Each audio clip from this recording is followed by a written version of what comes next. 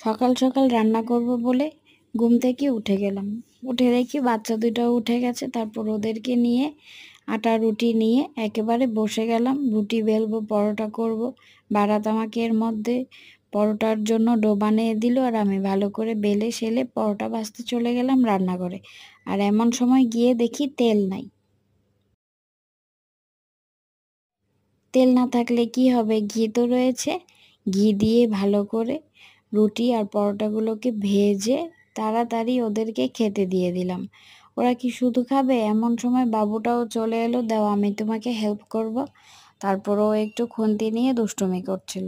তারপর ফ্রিজ থেকে গরুর মাংস ছিল, ওইগুলা ওভেনে গরম করে ওদেরকে দেন। তারপর ওদের এত মজা করে ওরা খাচ্ছিল, না বললেই না, ভীষণ মজা করে খাচ্ছিল। আলহামদুলিল্লাহ, আমারও ভীষণ ভালো লাগছিল যে সকাল সকাল ওদের জন্য এত সুন্দর করে পরোটা বানিয়ে দিয়েছি। আর আমি এই তো রুটি দিয়ে খাচ্ছিলাম।